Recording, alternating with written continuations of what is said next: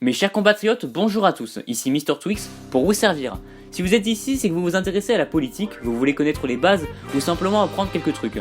Je préviens tout de suite, je ne ferai pas de cours magistral d'IEP, je ne suis pas diplômé et donc je ne suis pas légitime pour me mettre dans cette posture. Je suis juste un passionné qui sait quelques trucs et qui prend beaucoup de plaisir à en parler autour de lui. Donc sur cette chaîne, vous trouverez du contenu en rapport avec la politique, l'histoire, la science politique, l'actualité, la géopolitique, la stratégie politique, la théorie politique, la philosophie politique, l'histoire politique. Et pour ouvrir cette chaîne YouTube, quoi de mieux que de commencer par une simple question, une question passionnante, introductive et à l'origine de cette thématique. Comment faire du jus de pamplemousse? Ah non, c'est pas exactement ce à quoi je pensais. Non, bien sûr, qu'est-ce que la politique? Si je vous dis politique, à quoi pensez-vous en premier? Président de la République? Ministre? Député? Parti politique? Peut-être que des visages familiers vous viennent à l'esprit? Eh bien c'est normal, car ce sont des acteurs principaux de la politique française à l'échelle nationale. Parce que oui, la politique c'est un ensemble d'acteurs, chacun avec son rôle, sa mission, son statut, son objectif. La politique, c'est justement la relation qu'il y a entre ces acteurs. Alors ça peut se faire en effet à l'échelle d'un État, mais pas seulement, la politique est partout. À l'échelle régionale, départementale, municipale, au sein d'une entreprise, une association ou organisation, une école, bref, dans tout type d'endroit regroupant un groupe social, une communauté.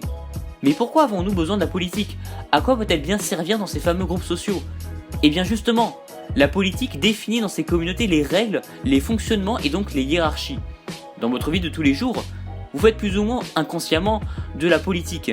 Vous essayez de donner une bonne image de vous-même, de plaire, de vous placer au mieux pour peut-être obtenir un nouveau poste ou une promotion et gagner ainsi indirectement plus de contrôle et de pouvoir. Et là, on arrive au but ultime de la politique, l'exercice du pouvoir. Quand on parle aujourd'hui de politique, on fait souvent allusion à ceux qui le détiennent, ceux qui exercent ce fameux pouvoir, notamment le président de la République. Mais le pouvoir, ce n'est pas seulement celui qui est au sommet de la hiérarchie. En effet, comme je vous l'ai dit précédemment, il y a plein d'acteurs en politique, plein de manières donc de l'exercer. Élus, représentants, militants dans un parti politique, ministres, etc. Néanmoins, ici on parle de la pratique de la politique, que ce soit inconsciemment à notre échelle, de simples citoyens, ou consciemment à l'échelle d'élus ou d'hommes politiques.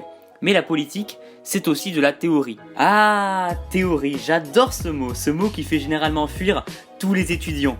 Et pourtant la théorie de la politique est juste passionnante. Si vous n'avez pas envie de vous engager politiquement, et donc de pratiquer la politique, rien ne vous empêche de l'étudier et de l'analyser.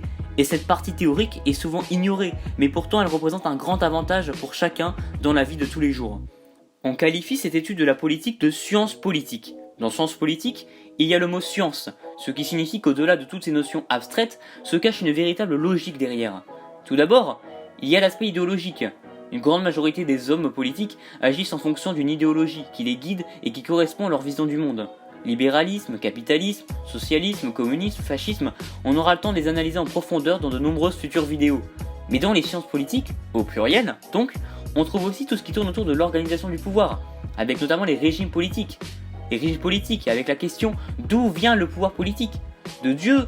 De la volonté divine, du peuple, comme c'est le cas du régime démocratique, du mérite, voire même du hasard. Comment est organisé ce fameux pouvoir? Quelles sont les spécificités de chacun de ces régimes? Toutes ces questions font de la base des sciences politiques. On y traite aussi de la séparation des pouvoirs, que vous avez sûrement dû déjà étudier en cours. Exécutif, législatif, judiciaire. Ce ne sont pas des mots pour faire joli, car en fonction de leur répartition, tu peux donner un régime démocratique tout comme le régime le plus totalitaire possible. C'est donc ça la science politique. Tester des combinaisons, analyser, essayer, réfléchir, jouer selon des règles. Et en parlant de règles, car oui, la politique c'est des règles.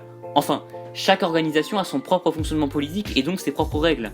La règle la plus suprême d'entre elles, c'est ce qu'on appelle la constitution. C'est elle qui va fixer l'organisation de la communauté, le plus souvent de l'État. J'ai parlé de jouer tout à l'heure, mais la vie politique c'est ça.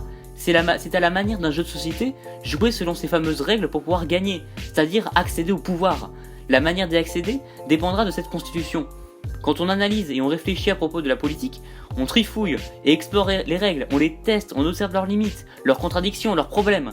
C'est pour ça que les films, livres, jeux vidéo, séries sur la politique sont aussi passionnantes. On s'amuse à jouer avec ces règles et même parfois à les transgresser.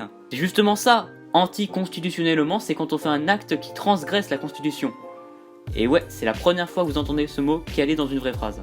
Enfin, on s'amuse à transgresser la constitution dans la fiction, mais attention à ne pas faire ça dans la vraie vie, n'est-ce pas? Pour conclure, je voudrais vous donner 4 arguments pour vous intéresser à la politique. Numéro 1, c'est un jeu complexe, mais intéressant. Si vous aimez les jeux complexes, passionnants avec une infinité de possibilités, ne cherchez plus, la politique c'est ce genre de jeu, mais un jeu dans la vraie vie. Numéro 2, ça aide beaucoup pour les études. La politique et la science politique sont intimement liées à beaucoup de disciplines que vous étudiez tout au long du cursus scolaire ou des études supérieures. Sciences économiques et sociales, histoire géo, droit, sociologie, tous ces grands domaines vous sembleront plus facilement compréhensibles grâce à la politique qui relie tous ces thèmes. Numéro 3, mieux comprendre le monde autour de vous. Avec un bagage de connaissances, nul doute que vous comprendrez l'actualité mieux que personne. Vous serez capable d'un esprit critique et d'une grande capacité de réflexion, ce qui est très important dans notre société d'information. Connaître et comprendre la politique, c'est donc mieux comprendre le monde et ses enjeux. Vous aurez ainsi plus de facilité à vous adapter aux événements parce que vous saurez les anticiper. Et un jour, vous pourrez même vous-même jouer un rôle dans ces fameux événements et donc changer le monde. Et enfin, numéro 4, briller dans les soirées. Avec la culture G, on a toujours la classe. Voilà, j'espère que cette première vidéo instructive vous aura plu. N'hésitez pas à me donner conseils, avis, et je suis à l'écoute de toute remarque. En tout cas, j'espère pouvoir à l'avenir créer réellement quelque chose, de nombreuses vidéos sur de nombreux sujets. À la prochaine pour de futures vidéos.